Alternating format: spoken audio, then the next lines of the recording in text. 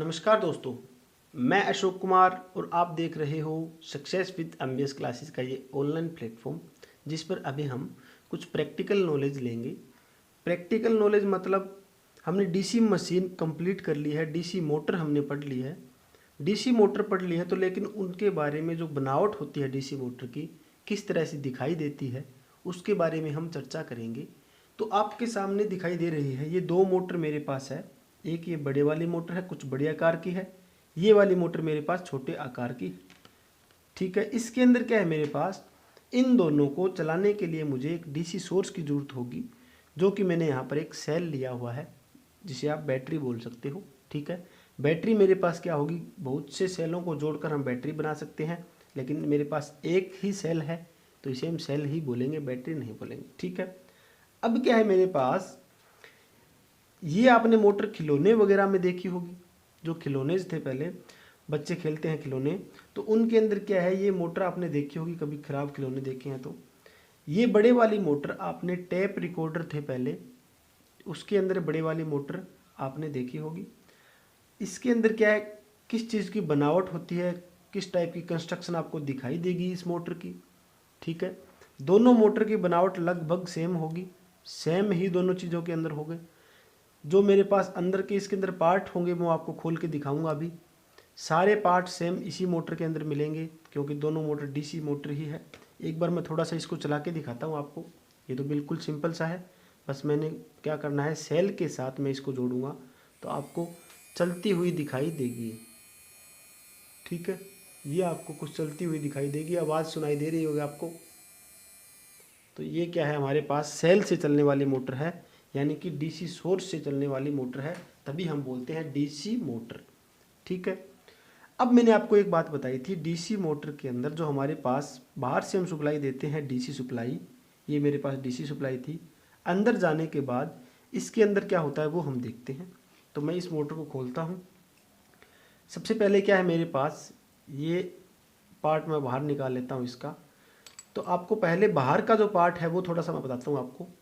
मान लीजिए आपके पास ये मोटर है। ठीक है, इस मोटर की जो बनावट की मैं बात करूँगा तो क्या है, ये जो बाहर का पार्ट है इसे आप क्या बोलते हो, योक या फ्रेम बोलते हैं हम। ठीक है, जो कि हमारा स्टेटर की तरह काम करता है, स्टेशनरी रहता है। ये आपको जो दिखाई दे रही है ये हमारी होगी शाफ्ट। ठीक है, जो घूमने के काम करेगी शाफ्ट है ये हमारे पास। ठीक है, अब मैं इसको खोलता हूँ, तो मैंने यहाँ से ओपन कर रखा है इसको, इस तरह से इसको मैं बाहर निकाल दूंगा। ठीक है, ये मेरे पास क्या होती है, ये इसे बोलते हैं हम एंड कैप। ठीक है, एंड हाउस भी बोल सकते हो आप, एंड कैप भी बोल सकते हो। ठीक है, जो पीछे का लास्ट का जो भाग होता है उसे बोलते हैं एंड हाउस या एंड कैप। ये इसके अंदर एक कोई सर्किट बनाया हुआ है, इस सर्किट में बाहर निकाल लेता हूँ। ठीक है, अब मैंने इसको बाहर निकाल लिया। सबसे पहले मैं इसकी बात बताता हूँ मैं। अब क्या है, मैंने क्या किया, डीसी सोर्स से मैंने इसको जोड़ा, मतलब यानी कि यहाँ पर मैंने जोड़ दिया इसको। जोड़ने के बाद ये जो सप्लाई है डीसी सप्लाई, वो यहाँ पर दोनों इसके साथ में आएंगी। और यहाँ पर मेरे पास क्या है, अगर इस मोटर की मैं बात करूँ तो मैं यहाँ पर जोड़ूंगा दोनों साइडों में इनको। दोनों साइडों में जोड़ने के बाद ये सप्लाई कहाँ जाएगी मेरे पास, ये दो ब्रशेज आपको दिखाई दे रहे हैं। ठीक है, तो ब्रशेज आपने पढ़े होंगे डीसी मोटर के अंदर, कार्बन ब्रशेज होते हैं। ठीक है, ये मेरे पास फ्लेक्सिबल ब्रशेज होते हैं, तो जिसके साथ ये कम्यूटेटर है मेरे पास, कम्यूटेटर के साथ में टच रहते हैं।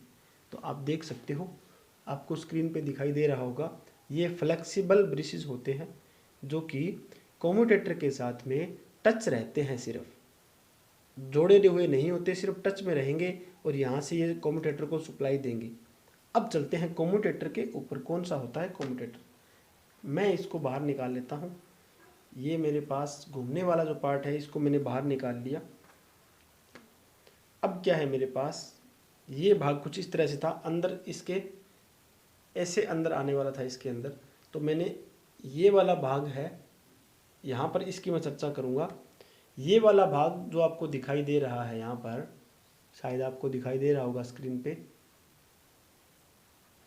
मैं एक मिनट फोकस कर लेता हूँ सही तरह से, अब आपको दिखाई दे रहा होगा। ये वाला जो भाग है ये इसे बोलते हैं कम्यूटेटर। ठीक है दोस्तों, ये हमारे पास होता है कम्यूटेटर, जो कि आपको स्क्रीन पे दिखाई दे रहा है। इस कम्यूटेटर के अंदर आपको खंड कटे हुए दिखाई दे रहे हैं। एक ये रहा, दूसरा मेरे पास ये वाला है, तीसरा मेरे पास ये वाला है। ये जो खंड मैंने आपको बताए थे इन्हें बोलते हैं सिगमेंट। तो ये जो सिगमेंट है मेरे पास, ये मेरे पास वी आकार के सिगमेंट कटे हुए होते हैं। ठीक है, तो आपको कम्यूटेटर के बारे में पता चल गया। ये मेरे पास कम्यूटेटर होगा इसका। ये कम्यूटेटर क्या करेगा, यहाँ से ब्रशेस मैंने आपको दिखाई दिए थे, ये ब्रशेस मैंने दिखाए थे आपको, इसके साथ टच में रहेंगे दोनों साइडों में और ये कम्यूटेटर को सप्लाई देंगे। अब कम्यूटेटर को सप्लाई देने के बाद कम्यूटेटर के कुछ आपको थोड़ा सा अंदर का भाग दिखाता हूँ। यहाँ पर तार जोड़े हुए हैं, इस सारे वाइंडिंग जुड़ी हुई है, ये वाली वाइंडिंग है पूरी, एक दो साइड में जुड़ी हुई है यहाँ पर। अब ये वाइंडिंग से क्या है, इस वाइंडिंग के अंदर मेरे पास सप्लाई चली जाएगी। तो आपको पता चल गया होगा किस तरह से इसको सप्लाई मिलती है। ठीक है, अब क्या है मेरे पास, ये जो वाइंडिंग कर रखी है हमने, और ये मेरे पास क्या है, कोर आपको दिखाई दे रही है। ये मेरे पास कोर है। इन कोर को इकट्ठी करके, पत्तियां होती है कोर की, स्टैंपिंग होती है, इन स्टैंपिंग को मैंने इकट्ठी करके इनको क्या किया, प्रेशर से मैंने दबा दिया, तो ये पूरी कोर बन गई है। अब कोर के ऊपर हमने वाइंडिंग कर दी, जिसको नाम क्या देंगे हम, जिसको नाम देते हैं आर्मेचर वाइंडिंग। ठीक है, यहाँ तक आपको समझ में आ रहा होगा, यहाँ तक आपको अच्छी तरह से समझ में आ रहा होगा। इसको बोलते हैं हम आर्मेचर वाइंडिंग। अब क्या है मेरे पास, आर्मेचर वाइंडिंग जो कर रखी है हमने, ये कॉपर की वाइंडिंग की हुई है इसके अंदर सारी, और ये मेरे पास शाफ्ट होती है, ये लंबी पूरी शाफ्ट है इसके अंदर। तो आर्मेचर का, आर्मेचर वाइंडिंग, कम्यूटेटर और ये शाफ्ट का आपको पता चल गया है। उसके बाद आपको ब्रश के बारे में, किस तरह से सप्लाई देते हैं उसके बारे में पता चल गया आपको। और मेरे पास जो ये बाहर का भाग है, जो स्टेटर दिखाई दे रहा है आपको, इस स्टेटर के अंदर क्या है, परमानेंट मैग्नेट लगाई हुई है। तो इस मोटर को हम परमानेंट मैग्नेट मोटर बोलते हैं। हमने क्या किया, इस मोटर के अंदर परमानेंट यहाँ पर मैग्नेट लगा रखी है। नहीं तो हम क्या कर सकते हैं, इसके अंदर हम वाइंडिंग करके पोल भी बना सकते हैं। ठीक है, पोल कोर और पोल शू के बारे में आपने सुना होगा, पढ़ा होगा। ठीक है दोस्तों, तो यहाँ तक आपको समझ में आ गया होगा किस तरह से ये मोटर आपको दिखाई देती है, इसकी बनावट कैसी है, वो मैंने आपको क्या है प्रैक्टिकली आपको मैंने बता दी है। तो उम्मीद करता हूँ आपको कुछ तो समझ में आया होगा इस मोटर के बारे में, जो किस तरह से दिखाई देती है ये मोटर। तो मिलते हैं नेक्स्ट लेक्चर में। हम क्या है नेक्स्ट लेक्चर में ऐसे कुछ देखेंगे कि जो हमारी मोटर है, मोटर और जनरेटर की जो बनावट है, यही जो मेरे पास एक ही काम करती है। आपको पता होगा कि ये जो मेरे पास मोटर बोलते हैं हम इसको, ये मोटर को हम मान लीजिए हमने ये सप्लाई दी है, इस मोटर को मैंने सप्लाई दे दी। ठीक है, सप्लाई देने के बाद ये मोटर चल रही है मेरी।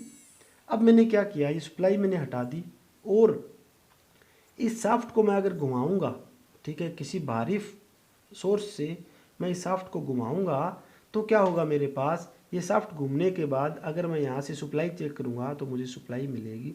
ठीक है, वो इसकी रोटेशन पे डिपेंड करेगी कितनी तेज़ हम इसको घुमा सकते हैं। ठीक है, बिल्कुल हल्के से घुमाने से कुछ नहीं होगा इस मोटर के अंदर, क्योंकि बिल्कुल छोटी मोटर है ये। इसको हम थोड़ी सी तेज़ से घुमाएंगे तो यहाँ पर हम सप्लाई भी चेक कर सकते हैं। तो ये मोटर और जनरेटर दोनों का काम कर रही है एक ही ये मशीन जो है वो। ठीक है, तो उम्मीद करते हैं आपको समझ में आया है। अगर फिर भी कहीं पर कोई डाउट हो तो आप हमें पूछ सकते हैं। मिलते हैं नेक्स्ट लेक्चर के साथ। धन्यवाद दोस्तों।